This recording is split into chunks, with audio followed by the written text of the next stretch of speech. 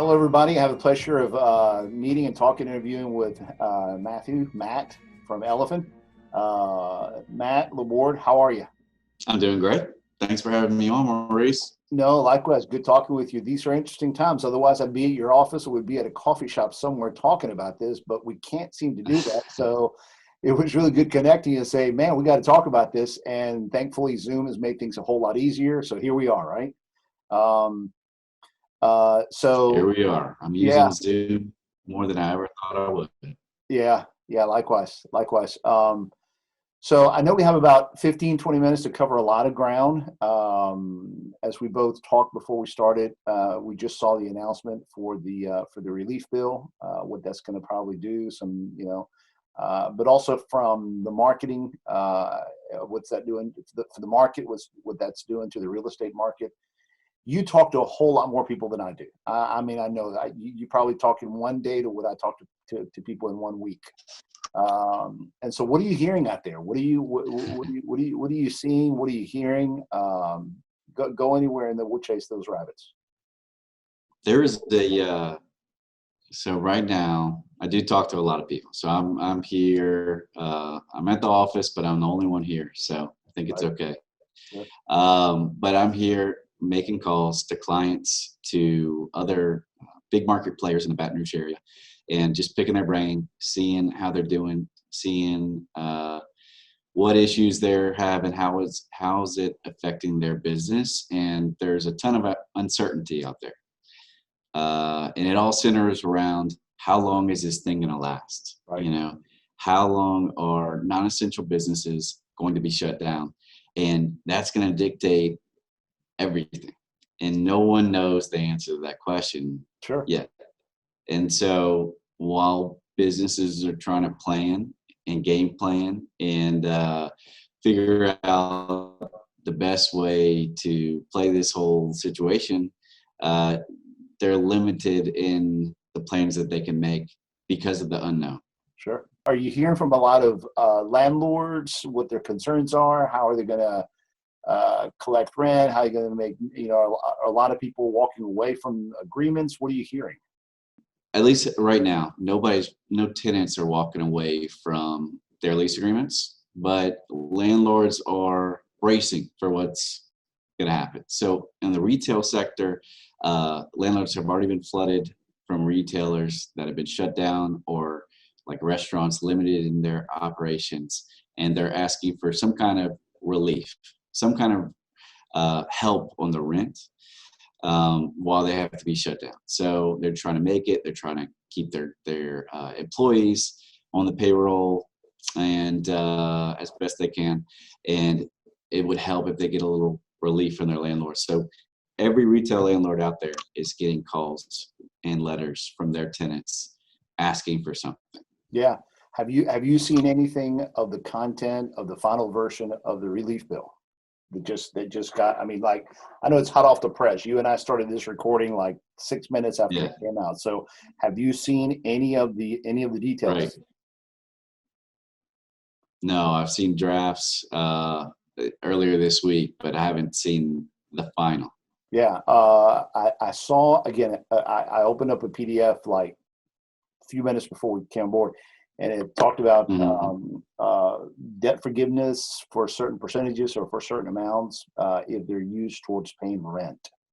And I mean, that must speak to a lot of the people in your market, right? I mean, that has to bring some level of relief to your industry. Well, yeah, I think it's all going to be in the details and all in the execution of it. So it's great in theory. It all sounds very helpful. Yeah. The keys will be, how quickly do the small businesses get the money? In the past, there's been tons of delays associated with the SBA. And I think they're trying to mitigate those delays by going through local lenders. So hopefully we can get money in the small businesses' pockets quickly enough to be able to do anything and make a real difference. That's what I heard from my banker today. We would stay in touch with them, and they said yes. they're keeping an eye on when this was going to be approved, and it said it could be up to 2 weeks before the funds are available for small businesses to take advantage of the small business loans. Right.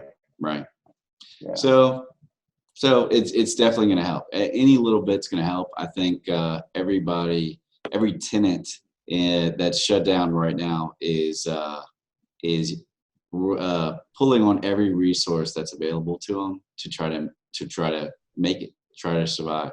Sure. All right. So let me ask you about market prices. Okay. I mean, is it too early, or have you already been reading or smelling that market prices are going to be severely impacted? Housing values, commercial values. What kind of pressures are going to be put in there? What kind of pressures are going to be felt?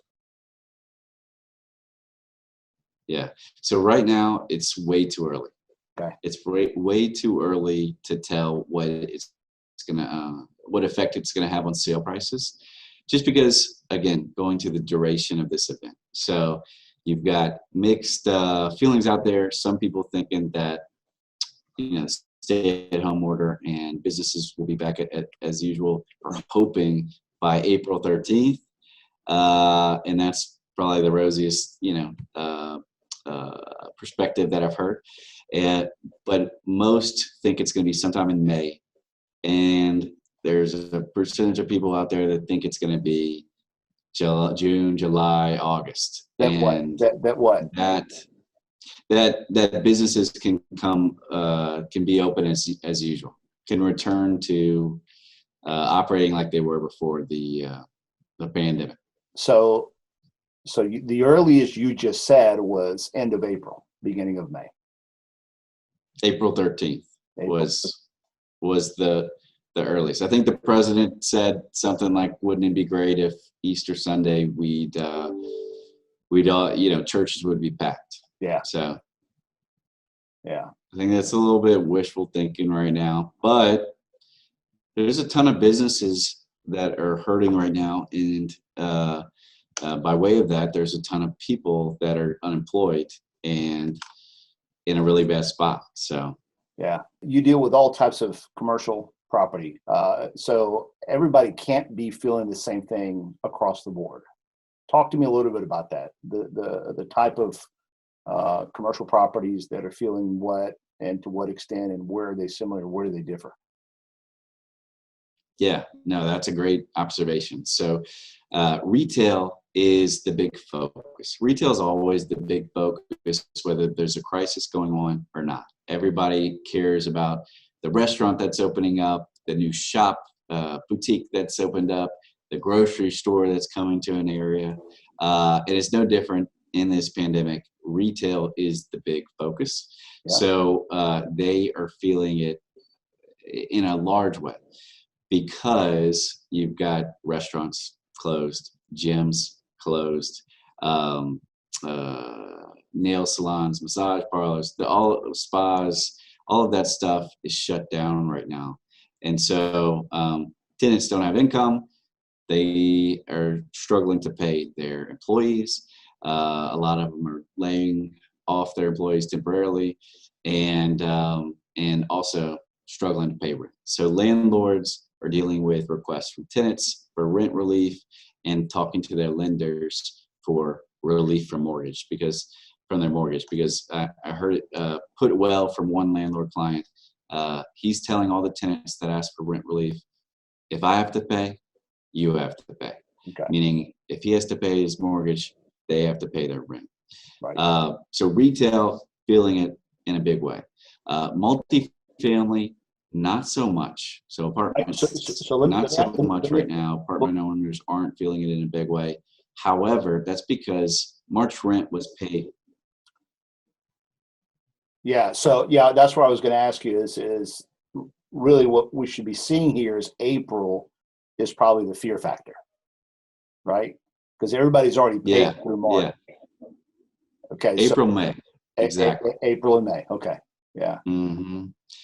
Yeah. If these restaurant workers and different workforce housing tenants, if they are still out of a job, in May. It's going to be really tough for a lot of people to make their April rent payment, let alone their May rent payment. Correct. Mhm. All right. So you were going to go into multimedia. I mean, multifamily. Yes. So that covers multifamily and apartments. Next up, I would say office is interesting because you have a lot of office buildings that are usually bustling with people now at this time of day, but are completely empty, and everybody's working from home. Yeah. And that's a little scary. However, the rent's still being paid. Businesses are still operating, luckily. So people in the industry, in the office sector, are curious about the long-term effects that this will have. Like, okay, if people start working from home now, some that were before hesitant to do it, are they going to realize not only is it easy to do, but they like doing it, and maybe their preference shifts towards working from home in the future and less about leasing office space. Yep. So that's the concern. Yep. The 30 minutes before you and I got on the line, I was talking to a client in Alabama. And of course, his entire firm, they're all working from home. And although they've transitioned to home for the past 2 weeks, this was really their first week where they were all working at home, except for a few at the home office. And he said, Maurice, I think we got this. I think we're getting this whole thing of working from home. It makes me wonder whether I should back off or slow down from the 2 properties I'm planning to build. Because he's finding that, wow, I never thought my people were actually to become as productive as they could working from home, and everybody loves this. So I told him, be on the lookout. The fact that right now it feels kind of good, just make sure that that's sustainable, because after a month and a half, 2 months, stir craziness and cabin fever kicks in. So don't make strategic, long-lasting decisions on property based on just 2 weeks of it. But that is going to have an impact on those companies that realize, wait a minute. So if we build a great environment in people's homes, why do I need to purchase that other property? Why do I need to, you know what I'm saying? And I think this is at least, and the longer it lasts, the more those emotional commitments are going to be made, right? Or am I reading that right? Absolutely. I mean, absolutely. So that's going to put that's pressure great insight. That's going to put pressure on everybody. So okay, now, so how? I don't even know, you're probably going to say if it's too early, but investors, people that see this as an opportunity, okay, or people that realize in 6 weeks we're going to be sitting on a lot of opportunities. What does that look like, and what does that mean? Okay, not just from the real estate market, but anywhere you want to talk, but primarily in the real estate market. What do you, is that a real perception? Is that a real observation? Does that have legitimacy, or what do you think? Yeah, I think the sophisticated investor out there always sees setbacks, economic setbacks, as an opportunity. So they're constantly looking for an opportunity in the good times and the bad. And so this pandemic is no exception. So there's people just on the lookout for those opportunities as they come up. But it's a little bit too early for anybody to act on anything, because there is not any large scale fallout to where people are going to sell their property at a discount, right, until they know that this is going to be unless they know this is going to be a prolonged pandemic and situation that we're in. All right, I have a property. I'm facing this on my own. I've never used a realtor. How should I view you? How should I view Elifin? How can you help me navigate through this time? What would you, what I'm saying? Why do I need you? I mean, I understand why I need you, but I've been able to manage my own properties or anything, and but why would I need to call out to property management or real estate? Yourself. where do you come in, and how do you help me, work through this and make some of these decisions? Where do I come in? So, so you cut out a little bit there, but I think I heard the question was where do I come in? Yeah, that's right. All right. Yeah, that's a great question. So when you engage a real estate company, let's say you're considering to sell the property, or maybe your tenant moved out, given everything that's going on with COVID-19, and you want to hire a real estate agent to lease the property. You engage a real estate agent for a lot of different reasons, but one of them being valuation. So especially in commercial real estate, it's not as clear cut, the values, the lease rates, the sale prices that things go for. It's not as clear cut as residential is. So it's a lot harder to price it. So you don't really know. It's hard to tell if you're underpricing something or overpricing.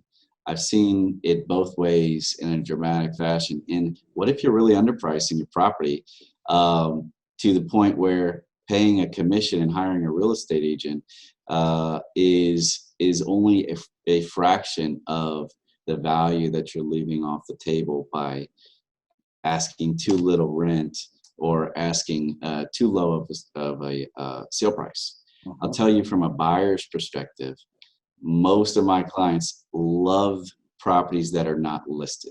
That's when they know they can get the best deal. Sure. Before a real estate agent gets in there, puts it on the market, right. and at least attempts to get market value for the client. So they look for, like sharks, look for that owner that doesn't know to get a real estate agent. Right. And that's that they see opportunity. Sure. That makes sense. All right. And then what are you seeing difference like locally, statewide, or across the country? We're not feeling the same things that every other state is feeling, right? From a real estate market. What are you seeing? Yeah, I see there's some common trends, but the biggest difference is the level of lockdown each state's on. Each state's in. So there are states like New Hampshire, which is businesses are not shut down. There's no big restrictions that I know of in terms of retailers from talking with a commercial real estate agent over there. But everybody's erring on the side of caution there as well. And so, but it's more voluntary. So business is reduced over there, but it's not completely shut down, which could be a good thing or a bad thing, depending on how you look at it, if you're the real retailer. Mm-hmm. Only a few states have actual stay-at-home orders like Louisiana does. Mm-hmm. So everybody else is in a varying degree, and some retailers are still able to operate as close to normally as they can. Okay. All right. So let me ask you this. I'm a business owner. You know what we're facing. Everyone's concerned with this. I have property. I have, I need to figure out what to do with my business. What are the 3 or 4 things that you would tell business owners in regards to what we're facing generally, but specifically about their property, the business, anything, any tips, tricks, advice, strategies, suggestions you would speak to business owners? Matt, you got 1 minute. Help me not jump off the ledge. Okay. Help me. What would you tell me? Yeah. The biggest thing I would say is don't jump off the ledge, please. Everything's going to be great. Everything's going to be fine at the end of the day. You're going to make it through it. We are literally all in this together. And I'm not saying just on a Baton Rouge level or a state level, but in the country and in the world, everybody's going through a similar situation. So you can get through this. You will get through this. I'd recommend check out the stimulus package that's getting passed or just passed.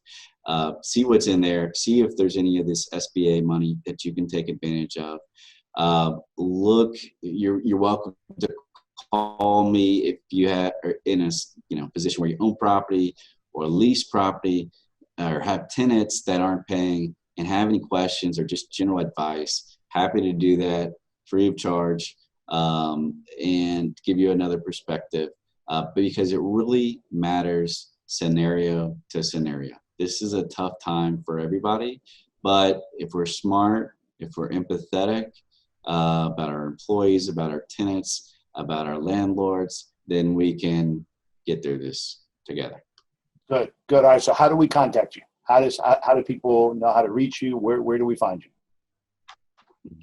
They can call me. My cell phone number is area code 337-326-1368. So I'm based in Baton Rouge, lived in Baton Rouge for the last 11 years, but from Lafayette, just still have a cell phone.